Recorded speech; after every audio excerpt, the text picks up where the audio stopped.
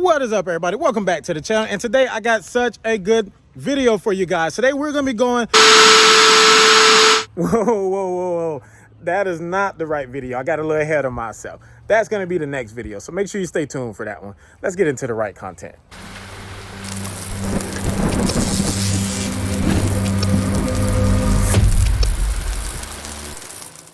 What is up, everybody? Welcome back to the channel, and as you guys can see, today we got the 2021 Toyota Supra. That thing is a monster. We're gonna be putting it up against my 2016 SRT 392. Now, before we dive into the all the specs and everything like that about the cars, if you're new to this channel, make sure that you like and subscribe. Support your boy. Help me to build. I'm trying to get up to 2,000 subs, so I should be around like 1.3 thousand, something like that right now. So make sure you subscribe. And with that being said, let's dive into the cars.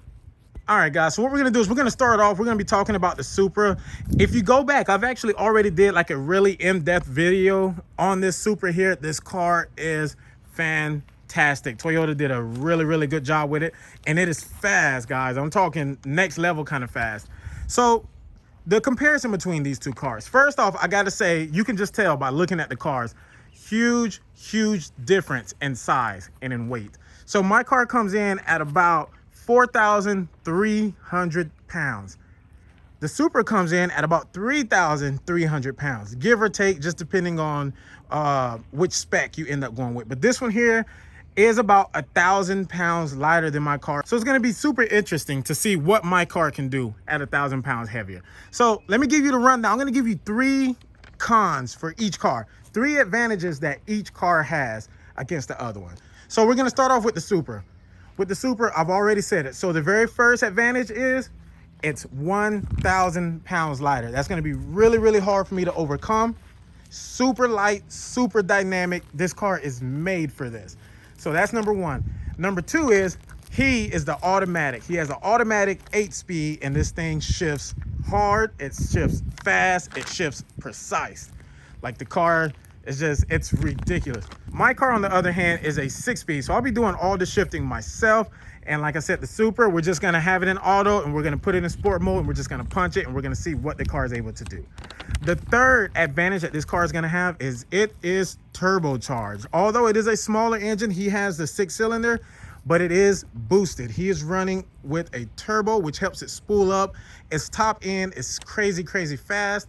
Hopefully we won't get to experience that today since we're just doing 0 to 60. So hopefully that'll help me. As for 3 advantages for my car, one is that, as you can see, I do have my tires, my racing setup on. So I have my skinnies up front and my bias plies in the rear to hopefully help me be able to get the horsepower to the ground. That is going to be the toughest thing today, is getting these cars to hook up. Now the Supra is made for this. It should be able to hook and go. It's sitting on some very good tires. So don't get me wrong, the Supra is sitting on Michelin Super Sports. So those tires are probably some of the stickiest tires you can get that are still street legal and not considered drag radial. The second advantage that I have, even though I'm naturally aspirated, I don't have a turbo, I don't have a supercharger, anything like that, I am fully built. The motor has been built, I'm cammed out, long tube headers, the whole 9 yards. Throttle body has been ported, intake manifold has been ported. It's fully tuned, custom tuned. He is bone stock. So again, the Supra is bone stock. So that's another advantage I got. And the very final advantage for my car is the simple fact that I own this car, guys. So like, I legit know how to drive this car. I know what it likes. I know what it don't like. I know how to get the car off the line. The Supra, on the other hand, this is only my 2nd time driving this car.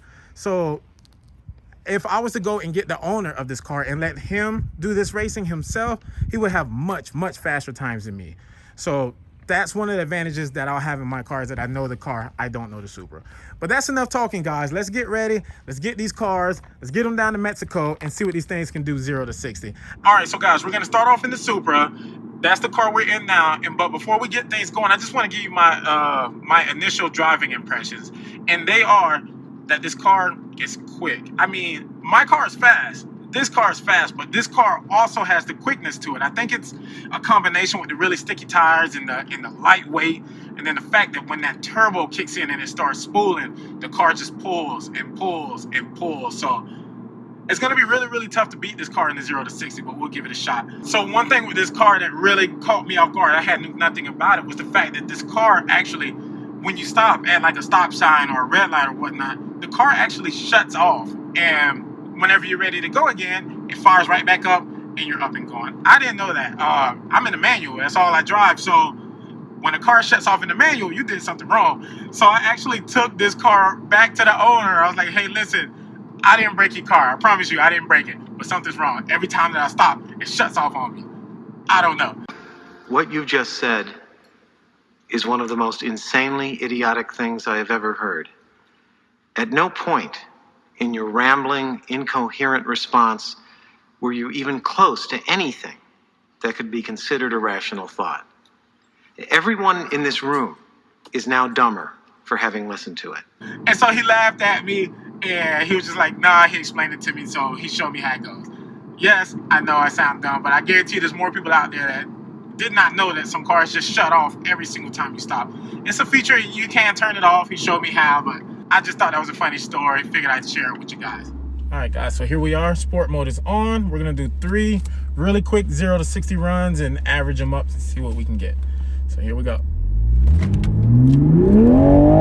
Nice solid start. A little bit of wheel spin, 60. not too bad. 4.2, not bad. Hardly any wheel spin whatsoever. And it's like I said, I'm not even good at driving this car, so it's very, very impressive. Let's see if we can beat that 4.2.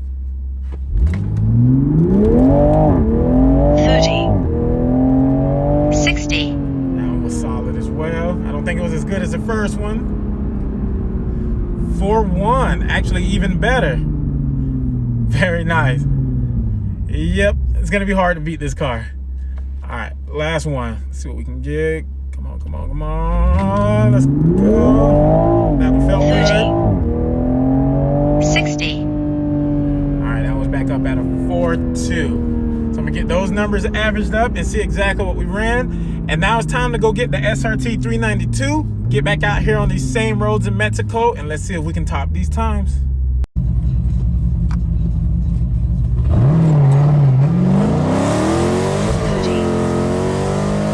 60.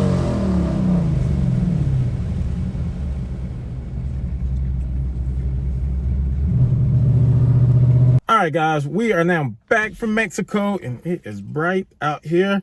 Put my shades on. So as you guys can see, I only uploaded 1 video of my car doing the 0 to 60 run. I did like 3 runs. Yeah, 3 runs total. But on one I bogged. So that's when your car just kind of sputters out. It's a stick shift. And then on the second, I spent. So neither one did I actually make it through 60. I just let off the throttle, reversed back, and tried again on the third one, which was my 1 successful run.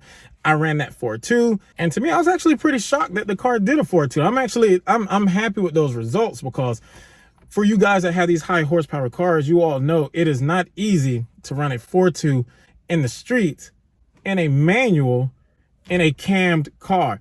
That's the part that makes it hard. And I'm not in an automatic where you guys can just floor it. And even if you are in an automatic, it's still kind of hard to run a really low 4 in the streets. It's just hard to grab traction. Now, on the track all day long, I'm in the 3s. So anyway, out of my 3 runs, my best ended up being, well, the only one ended up being a 4.2. So I did not beat the Supra because he got 2 4.2s, but then he also got a 4.1 on his best run. So hats off to the Supra. Damn good performance car, man. On the launch, that thing is it's really hard to beat in the streets. Now, top end, I would have caught the Supra and beat it like in a quarter mile, but the 0 to 60 is tough, man. So, oh, before I let you guys go, before I can already hear it in the comments, I can hear the people coming in now. Hey, Kevin, man, my car runs this. My car runs this in the streets all day long. Listen, there's so many factors to take in. Like, one, you could be at a different altitude, different DA. The temperature can be different. I'm in Florida. It's midday. Just so many different things, man, that the road conditions are different. And then 2, a lot of you guys are going to be judging off what your dashboard says. And I'm actually using a Draggy, which I don't know where it is right now, but I'm using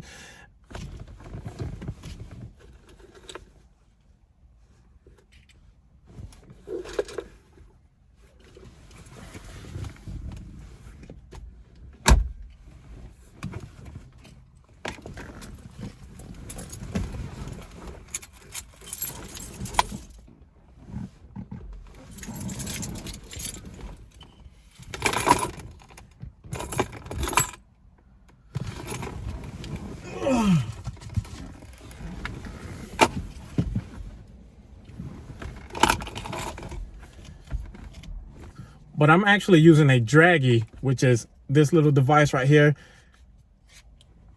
So, but I'm actually using a draggy, which is this little device right here.